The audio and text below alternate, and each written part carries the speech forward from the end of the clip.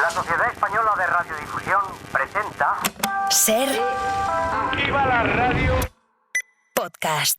Siempre. Se cumplen 20 años de uno de los momentos más duros de nuestra historia parlamentaria en España. Cuando la madre de uno de los asesinados en los atentados del 11M, Pilar Manjón, que se había convertido ya en representante de las víctimas, compareció en el Congreso para pedirles a los políticos que dejaran de lanzarse las víctimas los unos a los otros. Fue una comparecencia durísima, atravesada por las lágrimas de Pilar, ella de luto, cargando contra los instigadores de la teoría de la conspiración, a los que se refirió como traficantes del dolor. A partir de aquella comparecencia de Pilar Manjón, que fue un shock social y político, el PP no se lo perdonó y los populares y sus satélites mediáticos, sobre todo, terminaron de hacerle la vida aún más imposible, atacándola, humillándola, poniendo en duda incluso que su hijo asesinado viajara en los trenes. Aquello fue cruel y fue inhumano. Pilar Manjón llegó a recibir todo tipo de amenazas de muerte durante años.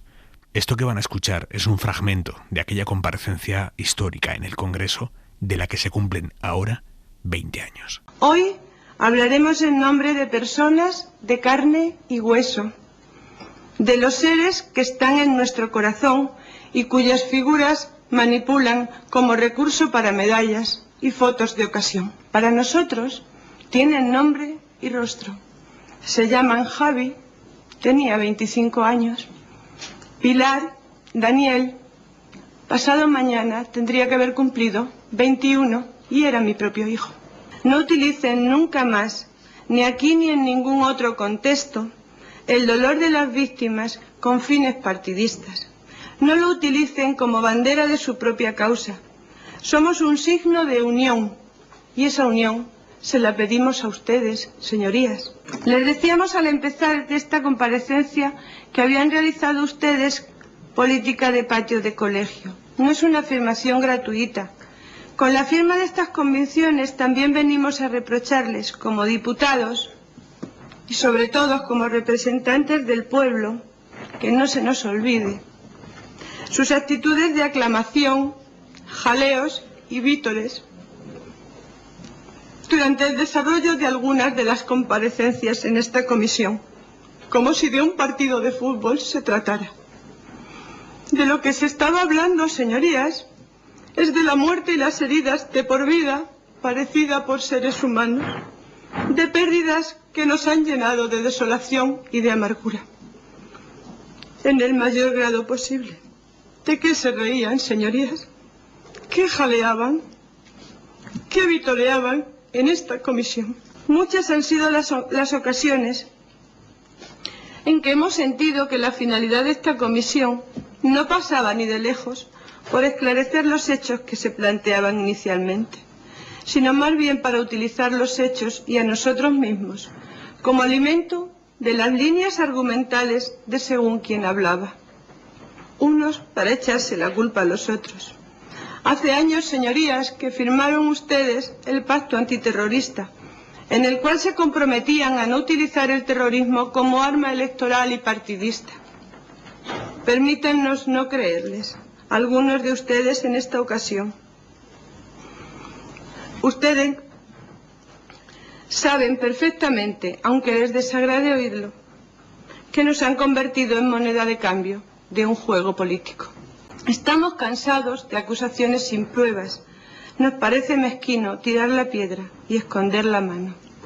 Señorías, no pueden ustedes haberse tomado esta comisión como un juego, porque la calidad ética de nuestros parlamentarios tendría entonces que volver a valorarse. Tampoco nos ha dejado satisfechos la inquina con la que se han pronunciado ciertos comisionados en sus interrogatorios, dejando caer y crecer la duda sobre las responsabilidades directas o indirectas del atentado. La frivolidad con que se alardea sobre determinadas autorías, además de congoja, nos causa perplejidad y no nos sirve ampararse en cortinas de humo ni en oscuros propósitos. Si se sabe que los autores no están lejanos, se deben aportar las pertinentes pruebas ante el juez del Olmo. ¿Qué fue lo que ocurrió antes del 11 de marzo para que esta barbaridad llegara a perpetrarse? tramas de tráfico de explosivos que no se investigan, informes que avisaban de lo inminente de la amenaza terrorista, falta de medios para investigar a los presuntos terroristas, falta de policía, faltan traductores, falta presupuesto, en definitiva, falta de voluntad política para prever lo que se nos venía encima después de habernos pasado a convertirnos en objetivo terrorista. No nos prometan más cosas que no nos interesan, no nos den más palmadas en la espalda, no nos miren con cara compasiva. Simple y puramente, permítannos saber la verdad. El día 11 de marzo se rompió el corazón de nuestro país. No nos sirve para nada el pretendido dolor de quienes no son capaces de hacer la más mínima autocrítica, y mucho menos el comportamiento de quienes seguramente, cegados por el odio y la frustración, insultaron gravemente a nuestros seres queridos en las puertas de esta misma Cámara. Quienes el 29 de noviembre nos ultrajaron, probablemente el día 12 de marzo estuvieron recorriendo en manifestación las calles de Madrid. Sin embargo, 9 meses después, habían olvidado que aquella manifestación era porque la ciudadanía de Madrid estaba llorando por sus hijos desaparecidos o mutilados, nuestros muertos, nuestros heridos. Solo nos consuela pensar que tomados uno a uno, ninguno de ellos sería capaz de aguantar ni 5 segundos la mirada de una madre y volver a repetirnos que nos metiéramos nuestros muertos por el culo. Nada justifica una actitud como esa. El odio y el deseo de venganza es un germen podrido que infesta nuestra sociedad y tenemos el deber y la obligación de construir algo mejor y más digno entre todos. Les rogamos que no nos realicen preguntas, porque caso de contestarles, les contestaría desde mi dolor particular.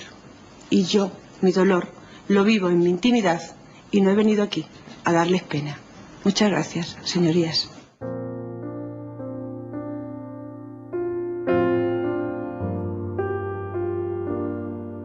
Pilar Manjón fue una de las personas a las que determinados políticos y medios de comunicación les terminaron de destrozar la vida meses después de los atentados del 11 de marzo. Como a Pilar, la derecha política y mediática truncó la vida también de Rodolfo Ruiz, el comisario de la Policía Nacional del barrio de Vallecas, al que los autores de la teoría de la conspiración pusieron en su punto de mira político hasta que le destrozaron la vida. La mujer de Rodolfo terminó suicidándose. No superó aquel acoso y derribo. 20 años después, en Hora 25, hemos quedado con él, con Rodolfo Ruiz. Rodolfo Ruiz, gracias por quedar con nosotros, por recibirnos. Nada, no hay que dar las gracias. Encantado de estar con vosotros. Usted, en el 11M, en 2004, ¿cuál era su cargo? ¿Qué cargo ocupaba? Era comisario jefe de la comisaría de Puente de Vallecas. ¿Cómo recuerda aquel día, el 11 de marzo? Lo recuerdo con mucho dolor. Con mucho dolor, mucha pena, porque en el atentado del 11 de marzo, en el Pozo, murieron 67 personas, además de muchos heridos, y el recuerdo que yo tengo de aquellos momentos, de aquellas situaciones y tal, era de mucho dolor, mucha tristeza, mucha pena. Ese es el recuerdo que tengo y ese es el recuerdo que llevaré mientras viva. ¿Usted recuerda cuándo fue la primera vez que algún responsable, no sé si de explosivos o de qué rama de la policía, le trasladó a usted "esto no es ETA"? Yo lo único que recuerdo que cuando estábamos allí, cuando yo llegué al Pozo, en un momento determinado a primeras horas de la mañana, no sé si serían sobre las 10 de la mañana, un superior jerárquico a mí me preguntó que quién pensaba que había hecho ese execrable crimen y tal. Y yo digo, esto no ha sido ETA, esto es el terrorismo islamista. Y me preguntó, ¿y por qué piensas tú que no ha sido ETA? Digo, muy fácil, ETA siempre ha intentado preservar lo que ellos llaman, que para mí son siempre mal llamadas víctimas inocentes. Y aquí los cadáveres, las muertes que hay aquí, los heridos y tal, son gente trabajadora, gente humilde, gente que va al instituto, que va a trabajar a primeras horas de la mañana. Aquí no encuentras a políticos. El modus operandi, en definitiva, no era el modus operandi de ETA, y yo lo tuve claro desde el principio.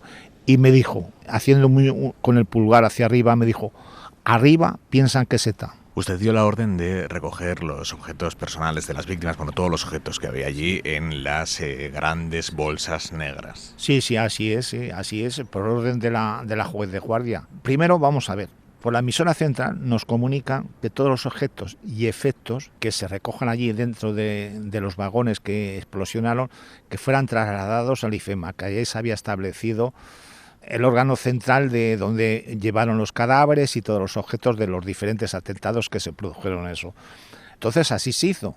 Todos los objetos y enseres que se recogieron allí en los vagones se introdujeron en unas bolsas grandes. Creo recordar que eran 13 bolsas grandes de color negro y tal, y en un furgón policial se trasladó allí al IFEMA. Posteriormente a esto, la juez de guardia que estaba allí y entonces preguntó que dónde se habían trasladado los objetos, y se le dijo que eso se había trasladado por orden de la superioridad al IFEMA. Dijo, no, yo he hecho constar en mi acta de inspección ocular que estos queden depositados en la comisaría de Vallecas. Esa orden o esa indicación de la juez de guardia se trasladó por los canales policiales nuestros a la emisora central.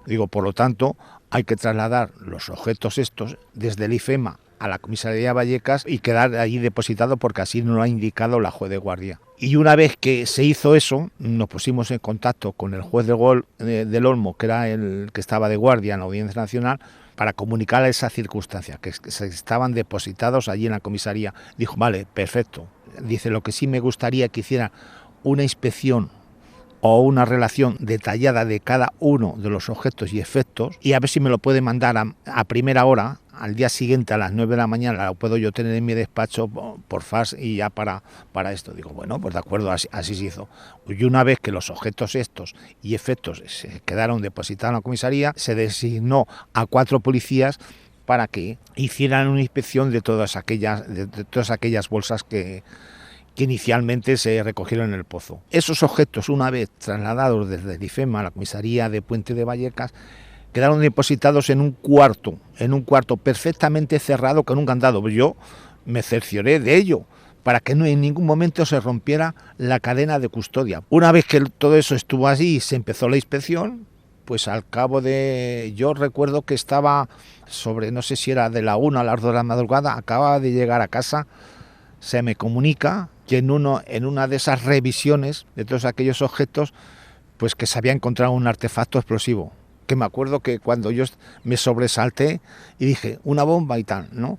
Y entonces eso alertó y preocupó mucho a mi familia. Y me dijeron que no fuera. Digo, no, tengo que ir a la comisaría, si se han encontrado ahí una bomba y tal. No obstante, en la comisaría ya me dijeron que se había activado el protocolo de seguridad, se había llamado a los equipos TEDAS y que se había trasladado la bomba pues a un parque próximo de la comisaría, que era el Parque Azorín. La única bomba de los trenes que no explotó estaba en esas bolsas y se desactivó por los TEDAS antes de que usted llegara a la comisaría. Sí, exactamente. Yo llegué a la comisaría, desde la comisaría ya se había activado el protocolo de seguridad para esas cosas. Los detenidos que teníamos por causas comunes se habían trasladado a otra comisaría y me dirigí al Parque Azorín. En el Parque Azorín ya, según se establece por la seguridad, se establecen unos círculos concéntricos de seguridad y ya estaban actuando los equipos TEDAS. Y en un momento determinado, allí, los equipos TEDAS desactivaron ese artefacto explosivo, esa bomba, y de ahí surgió la investigación policial posterior y dio lugar a las detenciones que tuvieron lugar como consecuencia de ese atentado. ¿Usted llegó a ver la bomba? En ningún momento. Yo jamás se me ha acusado por activa y por pasiva que yo he colocado la bomba, etcétera, por algunos poderes mediáticos, sobre todo a través de la cadena COPE de Jiménez Los Santos, algún otro como Pedro J. Ramírez, Casimiro García Vadillo, pero en ningún momento, Dios mío, yo no vi la bomba, si yo no vi la bomba. Además, si a mí se me comunica que se había encontrado cuando estaban haciendo la inspección los policías, una bomba, un artefacto explosivo que se había activado el equipo de... Yo estaba en casa, y desde casa allí, aunque fui rápido, como mínimo, pues calculo que tardé media hora. Desde esos medios que usted ha mencionado, se le acusaba a usted de haber puesto la bomba para desviar y que la línea de investigación se apartara de ETA y fuera Al Qaeda. Sí, así es. Desde esos medios se me acusó de eso. Es incomprensible y parece mentira. Yo no daba crédito de que personas así, con esos personajes públicos, son públicos, Jimeno Los Santos, Casimiro García Vadillo, Pedro J. Ramírez y tal, dijeran de mí. Mira, creo recordar, es que eso lo tengo grabado en mente y eso nunca se me olvidará.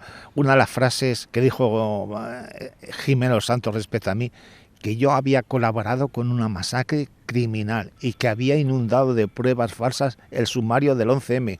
Y yo decía, Dios mío, pero ¿cómo puede decir una persona así? ¿Pero qué pretende? ¿Tener más oyentes? El otro igual, vender más periódicos. Dios mío, digo, no le importa absolutamente nada. No le importa destrozar, aniquilar y matar en vida a una persona, a una familia. Es inaudito.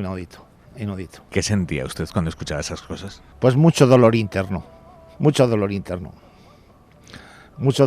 Es muy difícil de definir porque ahí sufrimos mucho y recordarlo me emociono porque es mucho dolor interno que se ensañaron conmigo, me persiguieron mediáticamente. No le importó absolutamente nada, no le importaba absolutamente nada, destrozar y aniquilar y matar en vida a una familia con tal de conseguir sus propósitos y sus objetivos. Pero es penoso de la maldad que se desató contra mí, es penoso. ¿Cómo lo vivió su familia? Muy mal, lo vivió muy mal, muy mal. Sufrimos mucho. A mí me dio un infarto. No queríamos hablar, pero estábamos hablando constantemente del tema. ¿Qué han dicho de ti? ¿Qué han dicho esto? ¿Cómo esto? Lo otro, etcétera. Y sufrimos mucho. A mí, como ya he dicho antes, a mí me dio en un momento determinado, una noche, que estábamos hablando de lo mismo, de lo que habían dicho, de lo que habían publicado, etcétera, respecto de mí, que ya había colocado la bomba allí en la comisaría de Vallecas para desviar las acciones policiales. Pues yo comencé a notar pues lo clásico de un infarto, un dolor en el brazo izquierdo, presión, etcétera. Y entonces estaba mi familia, estaban mis hijos, estaba mi mujer. Y me dijeron, ¿qué te llevamos? Digo, no, tal. Y eso pasó, y luego en una revisión posterior, pues efectivamente, ya se me detectó que aquello ya tenía una arteria coronaria obstruida. Era un sinvivir, aquello era un sinvivir, ese tiempo, eso calculo que esos 2 años, en mi familia, yo mismo, intentaba aislarme, no cruzarme con gente, con vecinos y tal, porque es que llega un momento que como si fuera un apestado, y decían, ¿qué estarán diciendo de mí? ¿Qué estarán pensando? ¿Qué tal y cual? Muy triste. Usted tiene 2 hijos, ¿cómo se lo explicaba a los críos?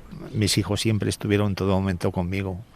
Además del amor de padre, por la personalidad que tengo y todas esas cosas, saben que yo soy una persona que soy incorruptible y que jamás, de los jamases, hubiera yo hecho eso. Yo tengo una serie de principios y valores morales y éticos, etcétera, y mis hijos pues perfectamente eran sabedores de mi inocencia. Y a ese calvario se le suma que un año después, en una manifestación, hubo un grupo de personas que intentó agredir al entonces ministro José Bono, y a los días se ordenó la detención de esas personas, y a partir de ahí determinados medios de comunicación empiezan a acusarle a usted de detención ilegal, de colaborador del Partido Socialista. Así es, no se les detuvo. En su acta de declaración no se les detuvo a esos militantes del PP, porque ellos en su acta de declaración hacen constar que comparecen libre y voluntariamente. No hubo detención ilegal, etcétera. Yo ahora en ese momento era jefe de la Brigada de Información. La policía tuvo las evidencias a través de algunos medios y otras circunstancias de que al señor Bono se le había acosado.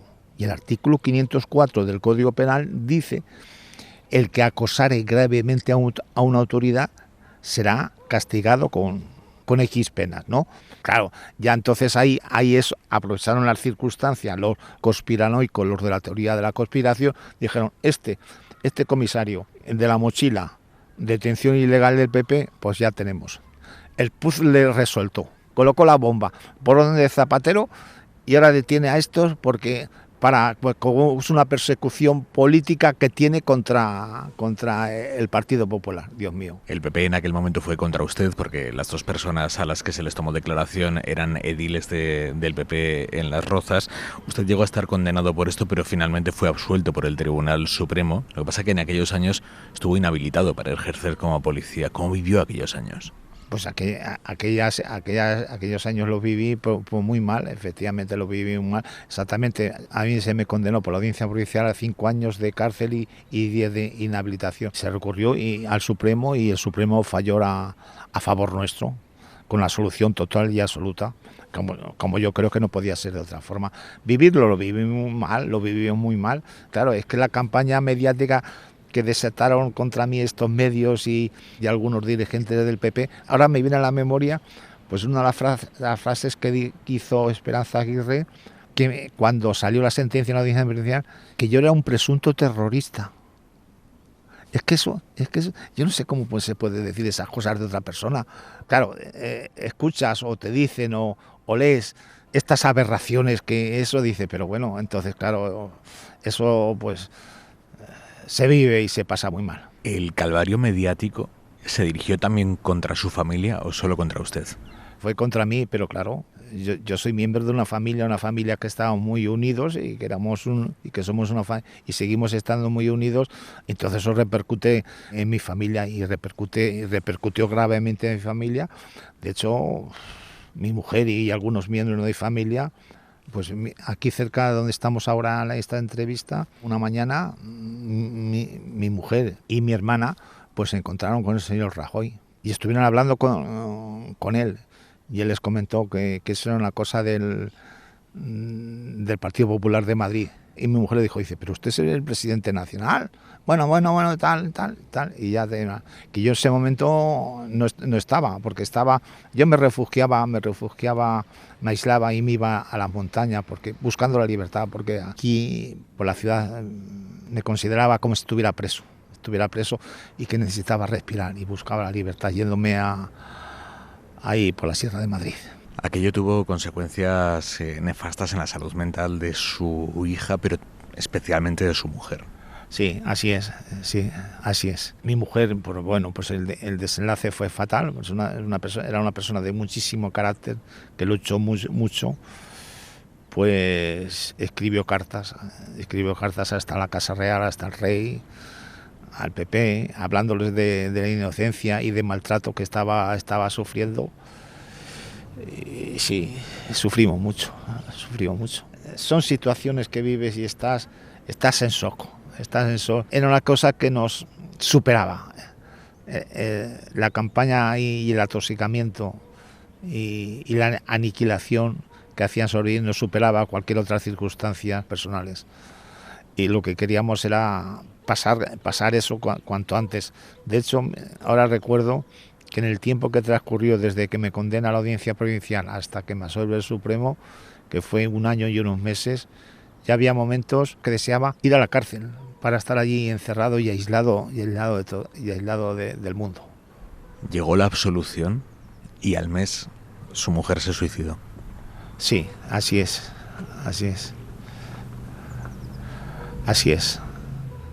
¿Cuándo paró el linchamiento? Pues no lo sé, ahora mismo no lo sé. Yo sé que estuvieron en el linchamiento, pues aproximadamente fueron 2 años y medio. La fecha exacta no la recuerdo, Yo creo que con el fallecimiento de mi mujer, yo creo que fue entonces, debió parar o algo así. ¿Alguna de aquellas personas le ha llegado a pedir perdón? No, en absoluto, no me han pedido perdón. Además es que desde la distancia que yo tengo, porque personalmente no les conozco a estos personajes, ya tienes una idea clara de cómo es su personalidad. Por lo tanto, no espero que me pidan perdón. Es decir, que el orgullo y la soberbia prima sobre otras cosas, cuando en la humanidad debería estar en primer lugar. ¿Cómo está usted ahora? Pues bien, yo me encuentro muy bien. Afortunadamente me encuentro muy bien, pero claro, los hechos estos pasados están ahí, me encuentro muy bien. Me fui a otra ciudad de España, he restablecido mi vida familiar, he conocido a otra mujer, y estoy con ella, y bien, ahora me encuentro muy bien, anímicamente y esto, pero los recuerdos están ahí. Y bueno, y ahora estamos aquí, hemos venido a Madrid, y como tengo aquí mis hijos y nietos y tal, pues disfrutando de ellos. Disfrutando con ellos, que eso, y mientras que eso, pues así seguiré, disfrutando de la familia y de los niños. Y como anécdota le tengo que decir que el pasado domingo estuve con mi hijo y mi nieto viendo el partido de fútbol del Real Madrid, pero bueno, me gusta, soy un hombre familiar. Rodolfo Ruiz, excomisario de la policía, muchísimas gracias. De nada, y encantado. Muchas gracias a ustedes.